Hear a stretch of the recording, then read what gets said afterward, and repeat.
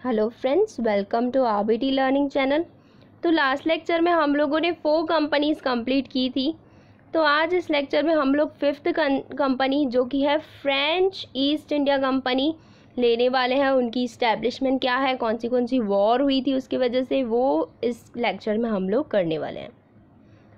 French East India Company was established to conduct all French commercial operation with the intention to earn more profit। सबका यहाँ पे आने का intention एक ही है, ट्रेडिंग करना एंड मोर प्रॉफिट अर्न करना।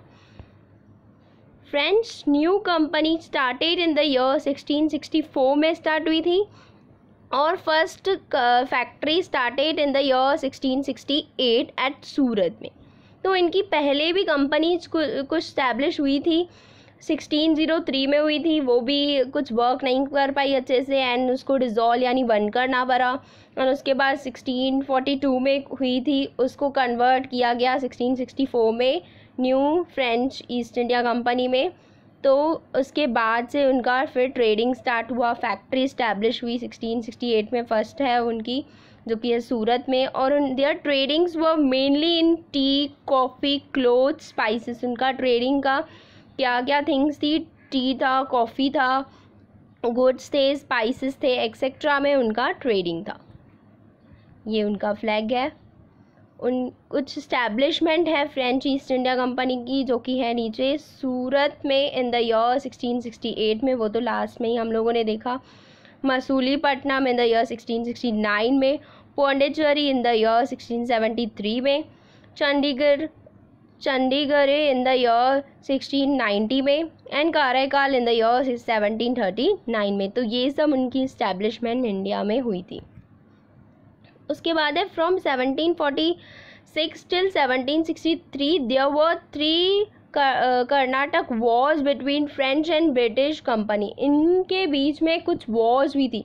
वो उन वॉर्स का रीज़न क्या था कि है ना, यहाँ पे इंडिया में ट्रेड करना ज़्यादा से ज़्यादा और अपनी कंपनीज़ को ज़्यादा से ज़्यादा बढ़ाते जाना, तो ये इनका मेन पर्पस था। बट अभी ये दोनों के बीच में क्या चल रही थी, वॉर्स होने लगी कि वो ज़्यादा अच्छा ट्रेड कौन करे एंड ऑल, किसके बीच में, फ्रेंच और ब्रिटिश कंपनी के बीच में। तो फर्स्ट कर्नाटक वॉर हुआ था इन द ईयर 1746 से लेके 1748 तक हुआ था। और इसका बट डिसीजन जो आया ना, वो इसमें कोई भी मतलब वॉर कोई भी जीता नहीं। और इसके बाद सेकेंड कर्नाटक वॉर हुई थी इन द ईयर 1749 से लेके 1754 तक। उसका भी डिसीजन ऐसे ही आया कि दोनों इक्वल और किसी के फेवर में नहीं आया। थर्ड जो कर्नाटक वॉर हुई थी इन द ईयर 1756 से लेके 1763 तक, ये लास्ट वॉर थी और इसमें जीता था ब्रिटिश कंपनी ने।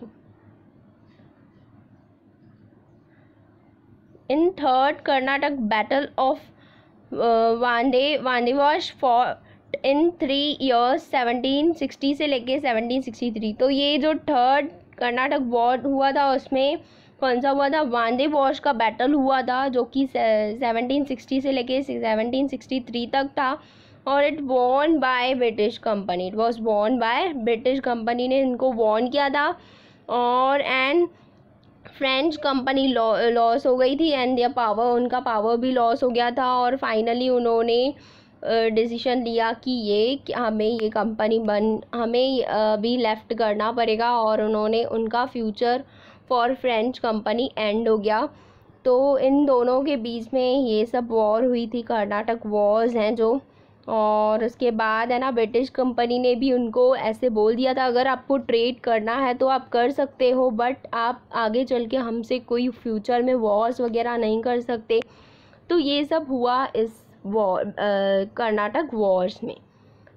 तो बस यही था इस लेक्चर में। फिर मिलेंगे न्यू और लेक्चर के साथ। Thank you.